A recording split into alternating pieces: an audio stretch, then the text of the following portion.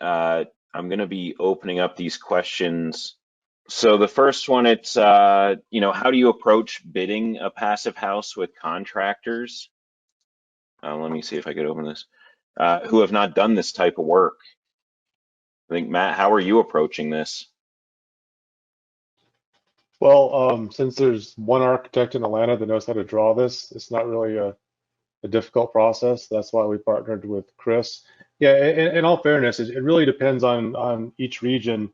If you have a culture in that region where you do have seasoned builders that understand these systems, then it's going to be a lot easier. I think really what everyone needs to do is if you have a client, if you're an architect, I'm assuming an architect's asking this. So if you have a client that's interested in this, you need to get that contractor involved early on so they can help with the decision process. So they can say, these are the kind of materials that I'm comfortable with. Obviously, if you're using ROCKWOOL, what kind of framing methods are you using with that? Because ROCKWOOL is only as good as the other materials that are around it. So if you don't have a good weather-resistant barrier below it, then your system isn't going to work. If you don't have, like in this particular house, we're partnering with a company called Clean Vapor, which they deal with vapor control, but they also deal with the radon control at the same time. If we didn't have something like that, then if we potentially have penetrations in it, then it's an issue. So it's really about putting that team together early on. And I seriously doubt, like I've never been in a position where I'm actually bidding on a house where I'm trying to upgrade them to this type of system. If this isn't in the conversation early on, this is not going to happen because Chris's details that he's working on for this house, you have to know that you're doing passive house from the get-go because the dimensions of the house change. It gets a little bit fatter. We actually had some conversations in this house. Can we actually get by? Is the house too wide now? And the answer is no. Like we're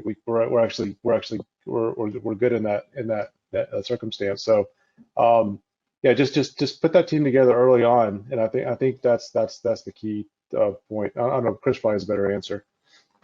Well, no, I think that just for most people to know, this is it's really a builder program.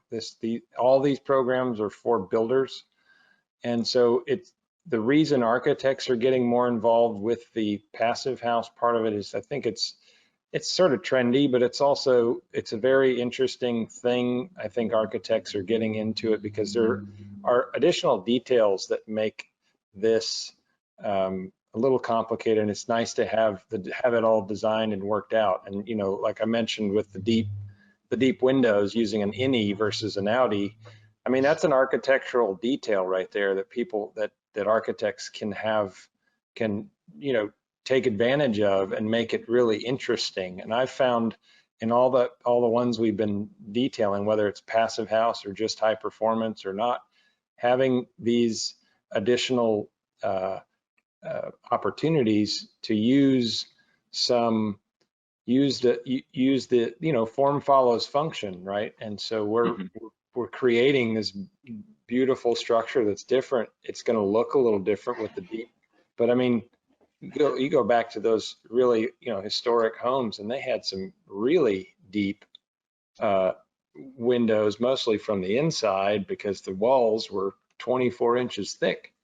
Well, and the doors were always pushed in. Yeah. Because you had to be able to open up the door. So yeah, I lived in Pennsylvania Dutch country, and right. the stone homes around here, yep. 14, 18-inch solid rock walls. Yeah. Yeah, and that's the same thing right here. We're getting back to building rock walls again. And, yeah. and we're just fluffy rocks. Exactly, Rocky. Rock on, bro. But yeah, I mean that's this is it really should be a team. I mean we've got a great team here with Matt, and we just with us out in the field, doing the execution together.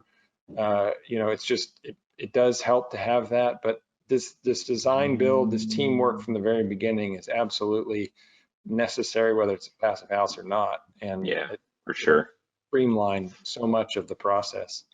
And I did just going through these questions. There was one, I guess Ollie could answer this. Like Chris brought up the roof outriggers that he's doing. So how are those put into the calculations? From my understanding, that's like your wall. Like the calculations we do on these building science reports are only the wall, without, you know, some of these other areas, these minor areas, I'd call them, of the construction. No. Well, we do. So what's the question? Really, do we consider the roof outriggers that Chris mentioned earlier in these calculations with the building science reports? I would say, I mean, Ollie can answer this. The outriggers are that you take the depth of the overhang and you multiply that by 2, and that's how far back the outrigger goes into the roof structure. It's a trivial amount of it, and so it's isolated to every 2 feet. So I would. And it's surrounded by insulation too. And it's surrounded on sides and top with insulation, and of course, in this case, on the bottom. So I would say it has little to no, makes little to no difference, you know, and that Exactly. we're talking about, you know, a trivial amount of difference that it wouldn't affect. Would you agree, Ollie? Yeah, I do agree with Chris. And the way we do our analysis is that we look at the clear area field. So to look at when we say the clear area field, we don't take into account the penetration. For example, if you're talking about a wall or roof, if you have this a window there in the wall, that we won't calculate that penetration because we're not required to do that. That's a different type of analysis. But when you want to meet the code using a U value or the R value, then we look at the clear area where we don't have any sort of penetrations or like holes in the walls or the roof. So that's part of the roof. We don't take it in account in our analysis. Right. Thank you. And one other one, I'm not sure if we covered it, but what liquid, just a quick answer, what liquid flashing do you recommend over the Zip system? The Zip has a liquid flashing. Yeah, I would use their proprietary liquid flashing, the Zip system liquid flashing, because it's been tested. It can be warranted. It's a material that's used. The other manufacturers do use it, and it's the chemical that's in it is a STPE. It's STPE based sealants.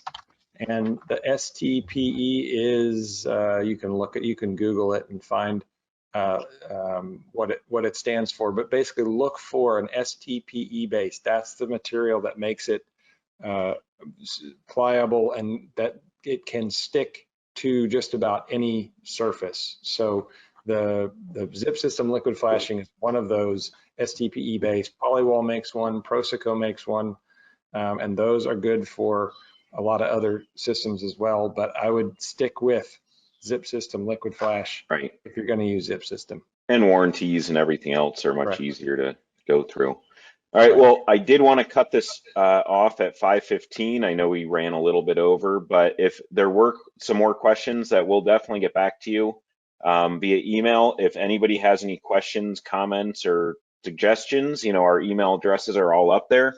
I know Chris, you and Matt, you both probably do design work all around the country.